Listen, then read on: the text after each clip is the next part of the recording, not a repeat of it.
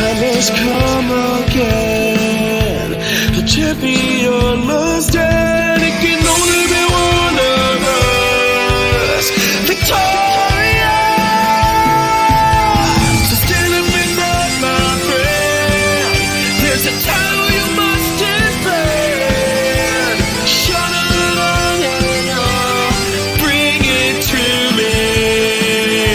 Defend your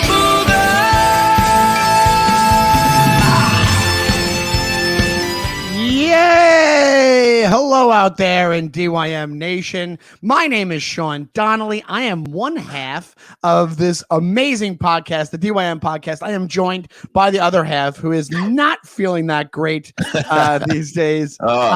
Andrew Fiore, how are you, champ? Hey, buddy. This is why the podcast is going to be coming out a little late today, and we're really sorry for that. But we had to make sure the little baby was okay. We had to make sure this guy. We don't want any pukies or any. No. Holy moly! So hey, hi, Shawnee. How are you? How are you, buddy? Apologies, everybody. We're a little late on this one. The cool breeze came down with what I guess is was food poisoning or COVID. I don't think it's got to be food poisoning, right? Yeah, I mean, it was just coming out of me. Not to be graphic, everybody. So yeah, but we've all been there. I went out on a date on Wednesday, and we went and got barbecue in Astoria. In Astoria, in a new place in Astoria. I don't want to name the place, but it's the newer place. It's a new place that has 100% terrible reviews on like Google review and all that. I try to keep up on all the barbecue places because just my general demeanor was barbecue, and I saw that place and I was so excited, and I saw all these reviews and they were like, it's terrible, all this, and then they would respond to each one being like, thanks for the review, like we're trying our best. Like it was like the little barbecue place that could. So I'm really not surprised some shit happened, but I feel terrible. Right. I feel terribly had to go through that. So let's hear what happened. Like, so you had the date and what happened? So it went okay. Let's just say I said maybe 4 words the entire time. It's one of those. Oh, okay. Yeah. She went through her entire history, her job. And I'm just one of those. Yeah, sure. Right. Gotcha. Sometimes that happens. Just for 2 hours. Wow. And she was nice enough. And, we ate. And maybe it was a good thing that it didn't go that well, because then I went home, and as I was laying around on my couch, I was about to play some video games with my friend. This is Wednesday night. It was Wednesday night. Yeah. And I get a little rumbly. Are you there? I'm here. Can you hear me? Hello? Oh, shoot. I think he froze. Oh, Andy froze. Andy, you froze. Hello? Oh, yeah. Oh, shoot. What should we do? Pause it and then yeah, I'll just sorry, I don't know what happened there. Take it out. That's funny. Yeah, he's probably gonna have to leave and come back. I think he just lost his internet. I think he just did it. Yeah, Sorry, he's back. Sorry, guys. That's all right. So then what happens is Wednesday night, you're feeling So I get that rumble, and I get the cold sweat out of nowhere. You know that feeling. Yeah, I definitely do. Where you just go, oh man, I'm patting my forehead down. I'm going, well, it's not that warm out. And then all of a sudden I run to the can. Just going. Yeah, and it's just one of those, like, I almost didn't make it 4 feet across my room to the bathroom, dude. You know that? Wow. Yes. Yeah, absolutely. Vesuvius. Volcano. And then I started throwing up. So I threw up like it was, liquids. That's one of those Dumb and Dumber moments. You're like, just go, man. Go. So that's all. It was just a combination of that for the entire next 24 hours, I'm still not great. I still have like zero energy and like I'm just warm. Well, you're just depleted. You have just totally. like even from your voice, you can tell. Everybody's been there. I feel terrible that you have to go through this. Don't worry about it, buddy. But thank you, man. Yeah, it's not been a great 48 hours for the old breeze here, but you got apologies the date, again. Date we're goes late. south, and then everything else does. Yeah, and that's the other thing. The other thing too is like you would think, normally like on a sick day or something, you watch movies or you kill some time like that. When you're in this kind of way, you can't like pay attention to anything. You're just huddled in a ball. You're just Meryl Streep in Silkwood in the shower, just crying hysterically. I needed this. Laughing is like it hurts, but it makes me feel better. And like I'm achy, dude. It's just not great. I know. I have a spot later tonight at like 11, and I'm just like, please, maybe I can get through it. You might be okay by then if you have enough water and enough like it's like maybe do staring at the ceiling in a cold sweat and just like going through that thing where you're like, I'm under the covers, and then I throw them off of the bed because it's too hot, and then I need them again. Yes, yeah. And just like this is like my 5th t-shirt because I'm just sweating through them. What I wanted to ask you, well, I'm glad you're able to do this, and I'm glad you're not like dead, obviously, and I'm glad it's not COVID either, because it's definitely not COVID. That is food poisoning 101 right there. Everybody's been there. Yeah. But you told me about the date, and I wanted to ask you because I told the story about the date with the girl where you're pulling out all the conversation from them. Yes, so I was curious your opinion of what's worse, where they don't stop talking, or where the other person on the date doesn't stop talking, or where they're not talking at all and you're pulling it out. I gotta be honest, I'd rather it be that she's talking too much. Me too. Yeah. I'd rather, is that a no-brainer? I feel like, I don't know. Yeah, I mean, in the end, at least you're not really doing any work, Exactly. At least you're just kind of like, Yeah. Right. That's all it was. I mean, she is telling me things about her job like I worked there. She was like, Fred, he does not get things done in IT on time.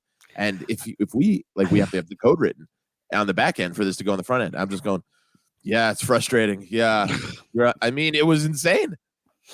And I was telling Greg about this, and he was like, was she nervous? And I was like, maybe, but I don't think that's what it is. Because she seemed like a confident person. I think she's just a chatterbox. Seems that this is her. Yeah, that's just the way that she is. And also, women, you want to talk about guys being jerks on dates, which happens all the time. But this is a form of being a jerk. If you're on a date and you don't ask that other person one question about themselves, you're a jerk. Like, that's technically, is he gone again? He's gone again. Mike, Andy? Yeah. Jesus. His internet keeps going out. I'm so sorry, guys. It's okay. I'm not in a great way. You're shitting, and your cable service is shitting all over the place. I'm so sorry. Don't worry about it. But the but no. What I was trying to say is chatterbox. What I was saying is that's the equivalent of a guy being a jerk as well. You know what I'm saying? Like, that's a form of being a jerk if you're not asking people about themselves. Yeah, I kept waiting for it to come. I mean, from the minute we sat down, she took off. It was no really like formalities either. It wasn't even like, how's your week going or so, and it's like, I don't know. And my buddy was like, maybe you give her another chance and it'll just be like this. I was like, maybe, because she was nice. If she was nice and she was cool and you're attracted to her, I would, because there's a very good chance that she was nervous and she was so worried about not talking enough for something that she was like, not that she was like you said, she probably is confident in her job, but dates is a different story for people sometimes. They're just like, oh, well, but last time I didn't talk enough, so I have to talk a bunch, and then it turns into too much, or socially things get weird. So if she was cool, I'd give it like another shot, be like, let's grab another drink, and then if it goes like that right away out of the gate, just like secretariat, taking off, just be like, cool. After an hour of her talking, go, cool, it was great to see you again. And then you have enough. And then if she goes, what do you mean? We just got here. And then you go, listen, I just want to give this another shot, but it's just not going to work out. Like, you have enough cause at that point. Just be blunt. Dude, honestly, nobody could ever fault you for that. Like, that's why a couple of dates I went on from those from the apps, I was a couple different times. I was honest, and nobody ever got mad. They never got. I always thought they'd be like, "You'll hate me," this, that, the other thing. They never got mad. They were like, "That's cool. That's totally cool."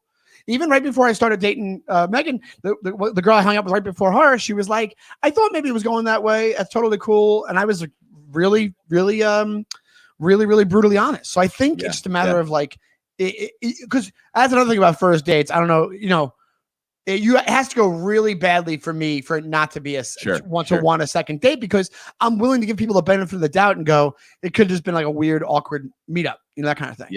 Yeah. So I'm sorry it didn't work out, but definitely give it another shot. If not, and sit there. I'm Kramer. I'm sitting across from what's her name? I go, you got to shut up. Lay it on me, string bean. He has the vow of silence. It's Kathy Griffin. You got to shut up. You know what you do, Andy? She just breaks me. I go, you got to shut the fuck up. You start telling her. I see her on the street. She knows shit about me.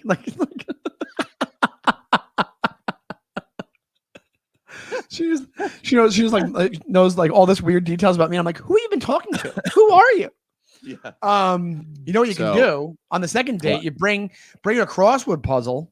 If it goes the same way, you got something to do. I just read the paper in front of her. Just read an open newspaper. just be dramatic with it. Just flap it out like a guy from the 50s on the bus. Just yeah. So I was. Here's the other crazy thing about like when you're sick like this. You're up at all weird times too. Like because I couldn't sleep, and it was just like a marathon of trying to lay down and be still in the dark, and then running to the bathroom. Yeah. So like 6:30 in the morning, I think I was like tweet texting you. Remember our little exchange the other day? Yes. Yeah. I don't even know what time that was because I was just like out of it. That was like in the morning. I was in the morning. I think it was yesterday morning. Yeah. And I told you this before. I was trying to read. I don't know why I thought that would be a good idea. I was like, maybe I can concentrate and focus on something and just like your mind goes weird when you're sick. But also like you're like, I want to do something, but because most of the time you've just been seriously like, let me make it as dark as possible, and I just want to be in this ball and just get through this. Yeah. So, and this is movie related. So I was reading the Red Dragon, the Hannibal Lecter series. I was reading there's 4 books. There's Red Dragon, Silence of the Lambs, Hannibal, and Hannibal Rising. And I read the first 2, which are the classics. I love Red Dragon as a movie, and I obviously top 10 Silence of the Lambs is right. Yeah. And Hannibal is the 3rd book in the series, and it's okay. I'm reading it. I'm about 80 pages in, and I get to the bottom of the page here, and I go up to the next sentence, and I go, this doesn't connect.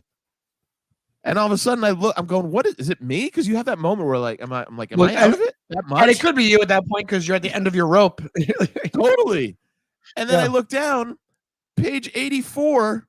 And then it just goes to page 133. There's like 49 pages missing of the book. What a gem! Like ripped out.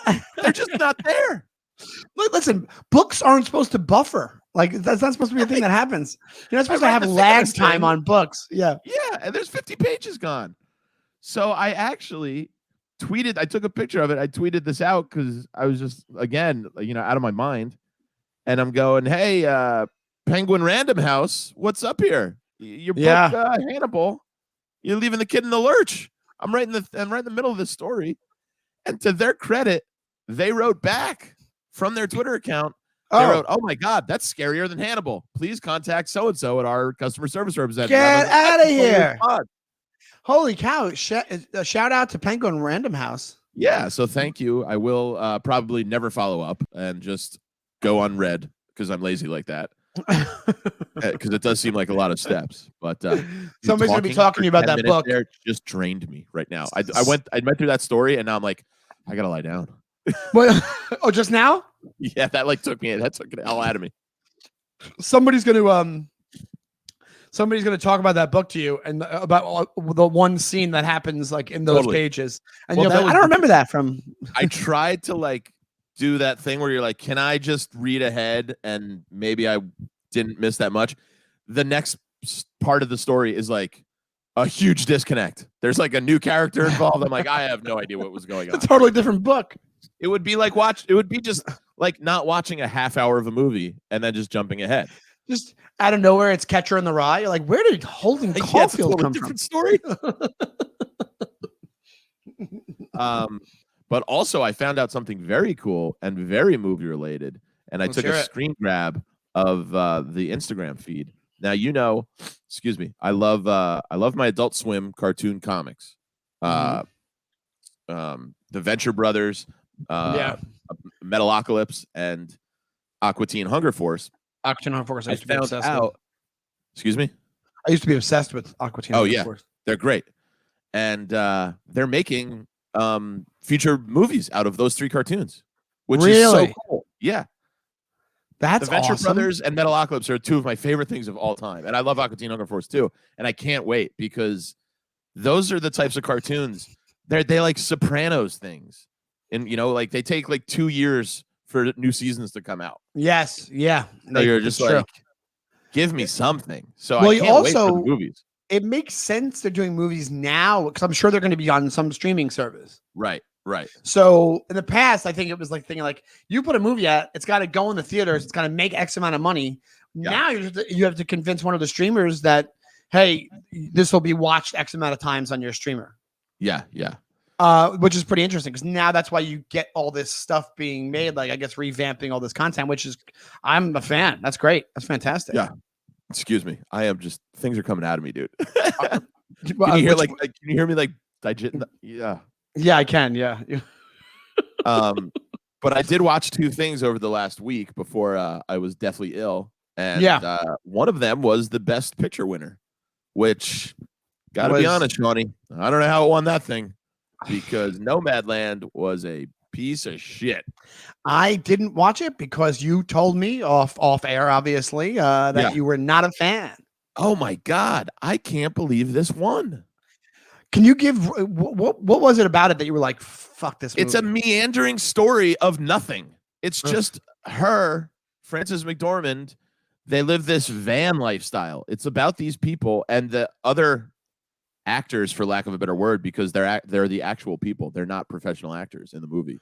They are van people. And I think that's why people were like, oh, okay, so it's like arty. And I hate to break it to you. That's called a documentary, folks. I don't know if you just have one actor. That's called the documentary with Frances McDormand. That's what like with like that. That's totally. We have to stop this. We have to stop pretending like it really is the same way that you had Scorsese come out and he goes, Marvel movies kind of an insult to cinema. That's an insult to cinema to me. I really do because it's an insult to the art of acting. He didn't say insult to cinema. He said they're not cinema. They're not cinema, which I agree. That's the same thing. That's an insult.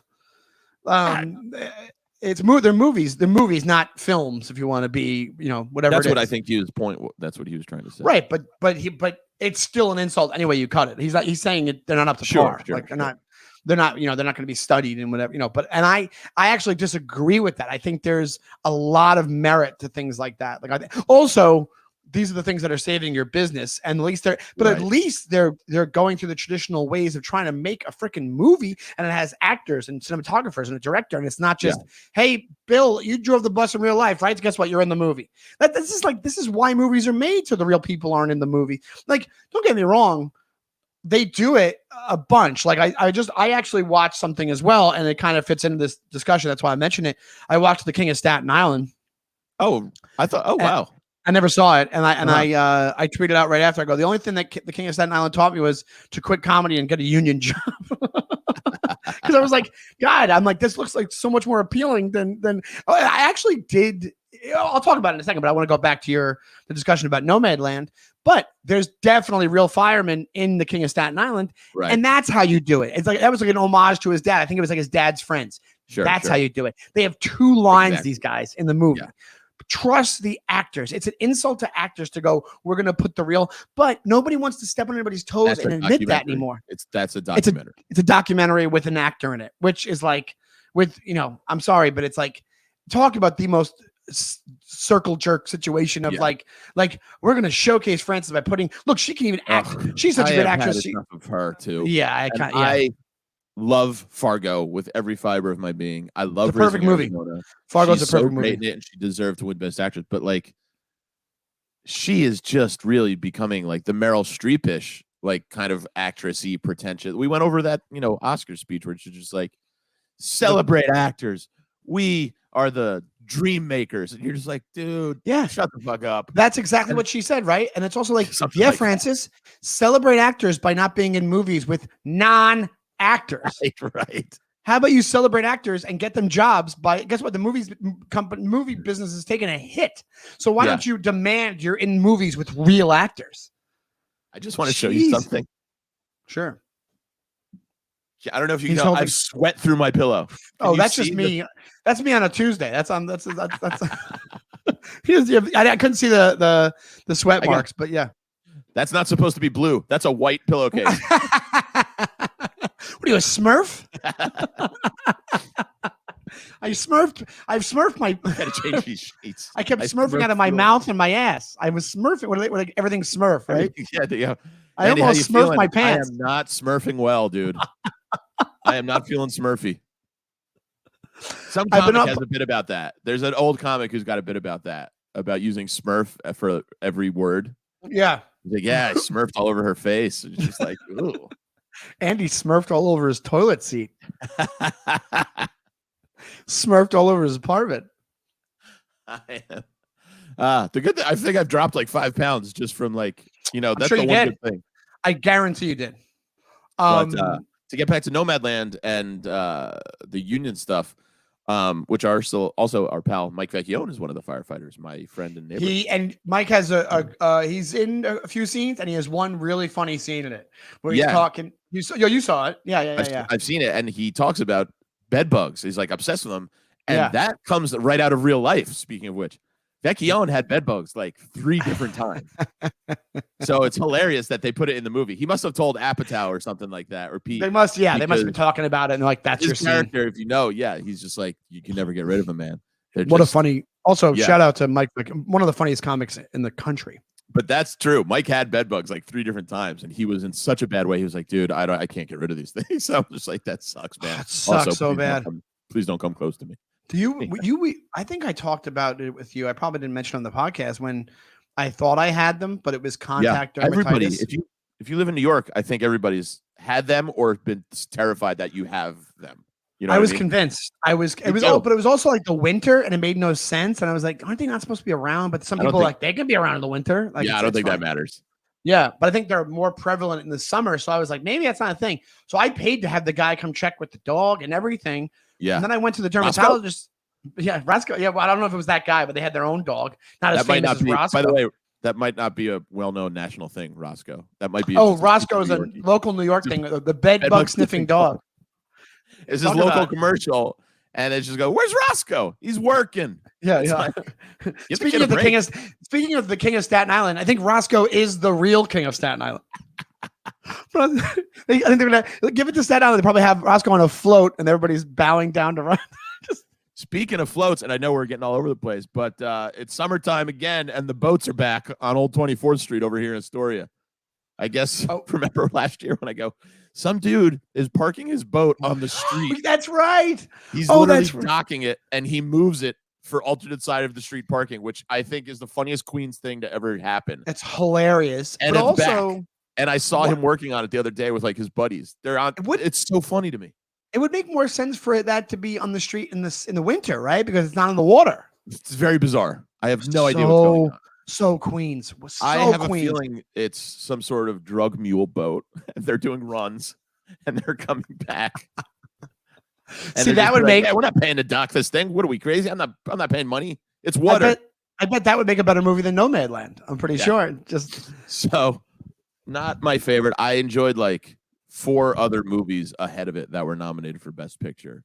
I liked we've gone over it, but I liked Promising Young Woman. I thought Sound of Metal had a good shot at winning it, but them's the breaks in the Hollywood business. It's one of those things where it's like, yes, that happens a lot. We're not like shocked by disappointments anymore, but when it's really bad and when you don't even have actors in the movie, come on, man. What are we doing? It's like, let's not go. It's like I'm all for avant-garde. I'm all for weird stuff. Sure. I'm all for whatever. But have respect enough for the art of acting, to to let these people have jobs in these movies and work their craft. Like I have Yeah. a lot of respect for good acting and because you see how hard it can be. And also I think I'm revved up too, because another thing I started watching is it's not a movie, but I started watching Perry Mason on HBO Max. Yeah. I don't know if you've watched it, and I did. I am only a few episodes in. I like it, and I liked it. and it's the acting is phenomenal. The acting is great. It's Really great good. acting in that movie. I'm So watching. Yeah.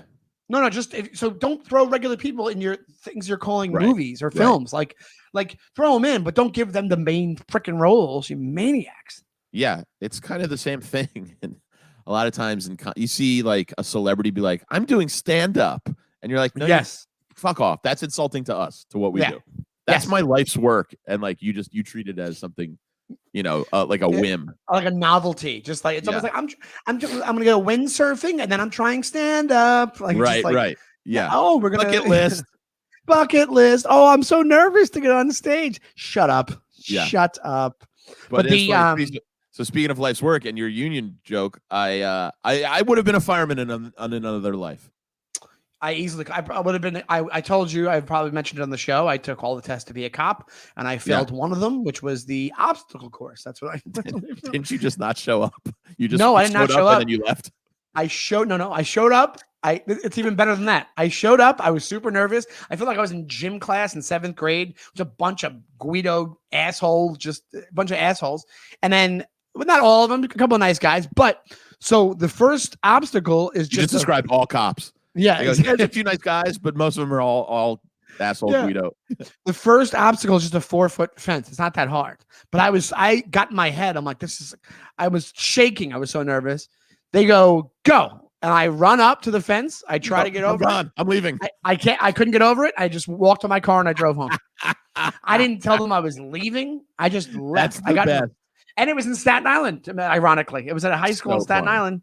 And I was in my dad's Buick 91 Buick LeSabre. I got in it and I went, and I was you better believe I was ashamed the whole way home. That's so funny. What a life-changing moment, though.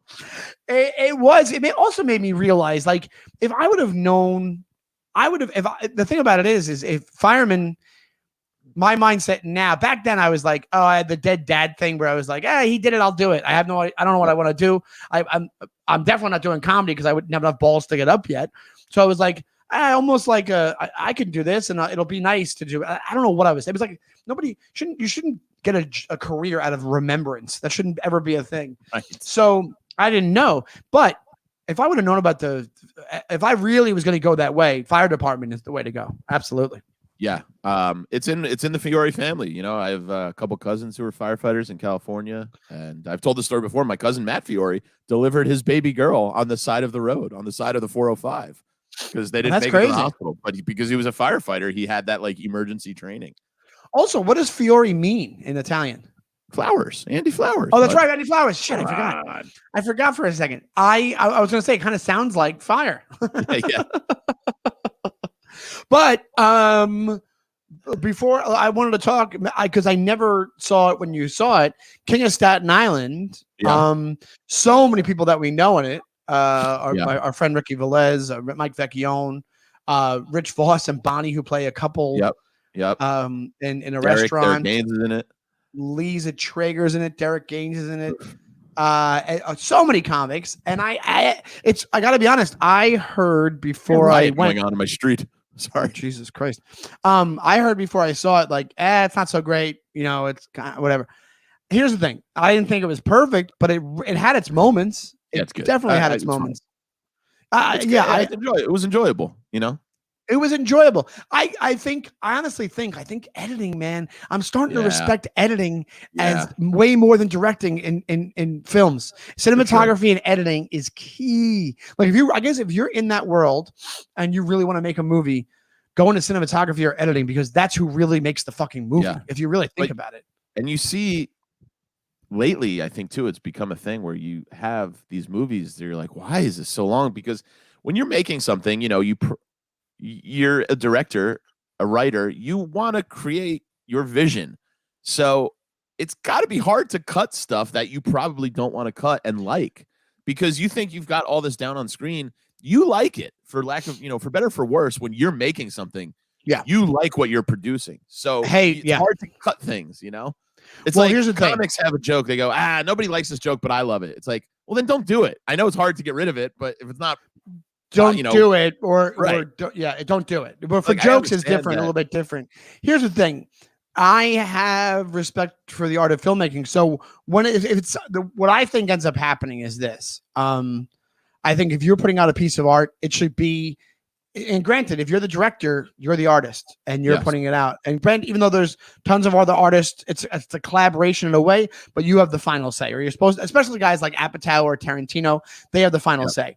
But I think after a while, when you've been doing it, you have people might not agree with your same vision. You can put it out, but if you're trying to make the best possible movie, which can happen, or the most succinct movie, or the most enjoyable movie, whatever you want to do, granted, you put it out any way you want, but you're going to get people saying, it was too long. And I think why you make movies is you make movies for people. I think that's why whatever it is, but also there should be, I agree with the selfish factor of it too. I think there should be a balance there when you're that big of a name. But I think also what happens is you have that much power. There's really no editor. Like the editor is not going to be like, no, Judd Apatow, I'm not making this movie the way you exactly want it.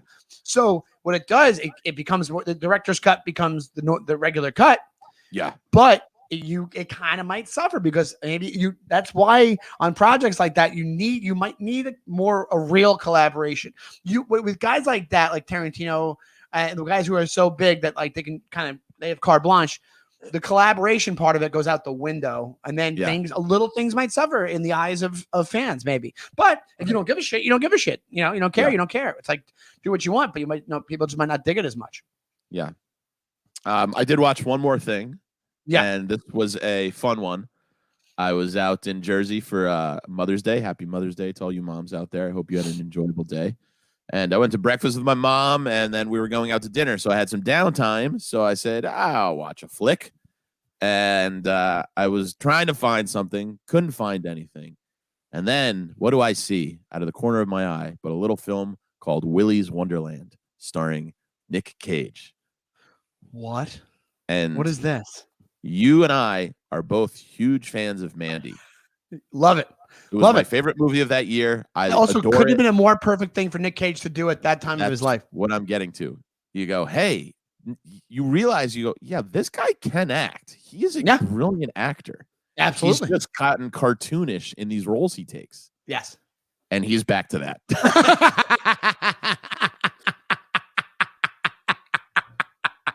This movie was chaos. What a left turn that was. I was totally expecting to be like, this guy is he is an actor. Auteur. He's an actor. Auteur. Yeah, exactly. He was. Yeah. I mean, this is chaos. So, Mikey, he's still paying bills. He's probably still paying bills. If you want to just maybe pull up the plot description, that might help me. So, Willy's Wonderland. So basically, Nick Cage is a rogue driving this, Corvette down the street, gets 4 of his tires popped, gets a tow truck. The guy goes, "That's $1,000. I only take cash. ATM's broken." All right. I got a way you can work it off. You clean up this place called Willy's Wonderland. It's this old shut down Chuck E. Cheese type establishment, we'll say. Yeah, here. A quiet drifter is tricked into a janitorial job at the now condemned Willy's Wonderland. The mundane tasks suddenly become an all-out fight for survival against wave after wave of demonic animatronics. This is great. That's the movie. He's called the janitor. Sean, can I tell you? He doesn't say one word the entire movie. He has 0 lines. 0. Not even in the setup when he's at the guy and the guy's telling him about the job. Nothing. I'm watching it the whole time going, they're going for it. They're doing it. He's not going to say a thing. Like 30 minutes in, I go, they're doing this the whole time. Does he make noises? Not really. It's just him and like this kind of group of teens. I mean, I don't want to give away the whole plot, but these teens basically are trying to help him, because you find out that this has been a thing. I mean, great poster. Great poster. And the animatronic, like the animals looked really cool, and it was fun. It's a fun ride. But isn't that a great tagline too? 2020 isn't over yet, kids. Like, if you want to kill an hour and a half and just have fun, give it a watch. Because I'll check it out. You'll love it for the Nick Caginess of it. And like, yeah, it's not great, but it's one of those movies where you're like, that was a blast. That was just fun. So what is he supposed to be mute in the movie? No, it's he's just a quiet loner, and that's just who he is. Oh, that's so It's maybe this so is like ridiculous. Maybe this is a reaction. He did this because everybody's like, oh, he just screamed in Mandy, and like he's like, I'll show you. I'll act with nothing. I'll act with just my face. I'll just act with just my face. And so he's this amazing fighter, killer, like without even trying. He's like one of those like guys. He can just do all these insane moves and stuff, and it's just he drinks. There's no mention of this whatsoever in the whole film, but every 15 minutes he has to drink this like soda, and there's no explanation to it whatsoever. You're like, oh, he's going to be some sort of like he needs that for. There's no reveal. So it's just a thing that happens. Even one of the teenagers is not like, hey, to defeat these things, you're going to need this. We found it in the back. No. To the point where they have his watch beeps every time he has to go drink his soda, and there's zero reason why. It's just like, oh, he's a thirsty guy. Maybe that's why. Maybe that's what it is. That's why he doesn't talk. His tongue was taken out because of diabetes. Maybe he drinks so much soda. It's insane, dude. It's so insane in a fun way. So I don't know. I gotta check it out. I'll check it out. It's a hell. If you like Nick Cage, you're not going to be disappointed because it's just hilarious and fun. But it's one of those ones you're watching it the whole time. You're going, Jesus Christ, dude. How much do you love him? How much you just love? It's just also, great, and guess violent, what? Fun. Yeah. Willy's Wonderland, to me, more valid movie than Nomadland. 100%. We got the two lands going. I'd rather go to Willy's Wonderland. Oh, I wish one of these fucking animatronics took stupid Frances McDormand out. I wouldn't have to watch her shit into a bucket, which is a real scene in the movie. That's ironic. Were you watching her shit into a bucket while you were shitting into a bucket? I didn't even put that together. I could use a bucket. It would save me a trip. Dude, a couple years ago, our friend and general manager of the Comedy Cellar, Liz Furiati, as a joke Christmas gift, she got me one of those things you piss into. You know, like people use in their hospital bed. It's not a bedpan, but it's like a container that you can urinate into. And I used to. The story is that when my dad was alive, I found one underneath his car seat one day, because I guess my dad would, if he was driving somewhere and he, was an old guy, had to go. Yeah. He got a case of the squirts. He'd just fucking piss into this thing without pulling over. It's a very old school kind of thing. But yeah, I've done it to a McDonald's cup when I was like 8 because we were stuck in traffic. I like dropped my phone underneath the car seat one day when I was borrowing his car, and like I put my hand on that. I was like, ah! But so I told Liz that story. She's like, that's so funny. That's such an old Italian, mentality. She says, I'm not pulling over. I'll just do it right here. And so she got me one as a gag gift. And I'm not kidding. I used it in earnest this last 48 hours. I'm sure. Yeah. Isn't that great? I can't get up and piss again. You know why? It's because of that thing. And again, not to get back into it and gross, but you go, if I piss, I'm going to, if I go to the toilet, I'm going to shit again. And I don't have it in me to wipe my ass anymore. Yeah. Just raw at that point. Everything's raw. Your brain is raw. Did you see my name? What I put my name as on the StreamYard? Iron Stomach Dutch. I'm Stickies. You know what that's in reference to? No, what? And she goes, weird. She goes, yeah, sickies. Which is such a great way. And that's kind of an old person too. My mom used to, she'd be like, it's more in reference to kind of freakish behavior like mental sickness. Yes, My yeah, mom yeah. used to go, "Oh, sickies." Some real sickies out there. Yeah. Yeah, absolutely. Well, we want you to get back to shitting or to relaxing. So let's Thanks, end buddy. it there. But I want to tell everybody really quickly, we have social media for the podcast. I think you all, if you're fans of the podcast, you know already. We're on Instagram and Twitter. It's at the DYM podcast. It's at the DYM podcast. Please follow us, tweet at us. We write right back. Fans of the podcast will tell you that. We also, both of us have social media as well. I'm at Shawnee Time on both platforms, and Andy is at Andy Fiore on both platforms. And Andrew, Andy Flowers, and you have a radio show every Thursday at 4 p.m. on Raw Dog 99 on Sirius XM Radio called The Raw Report, which our friend Liz Furiotti is part of that show. And she's one of the members of the gang. The great gift giver that saved your life. And I also have a 24 hours before that, I have a show on same channel at 4 p.m. called Celebrate that I do with super funny comedian Kevin McCaffrey. So thank you guys so much for listening. Thank you to the Laugh Button. You can look them up as well. That's where you can find the podcast as well as any other place you find it. And to Michael at Mike V Suarez, correct? Yes, sir. At Mike V Suarez, check him out. That's on Instagram and Twitter, I believe. If not, maybe TikTok. I think Buster Palm might be doing some TikTok dances at nighttime. Mikey, you're the best. You don't get enough credit, my friend. Sorry again for throwing everything out of whack this week. Yes, thank you so much for being disease. For being awesome.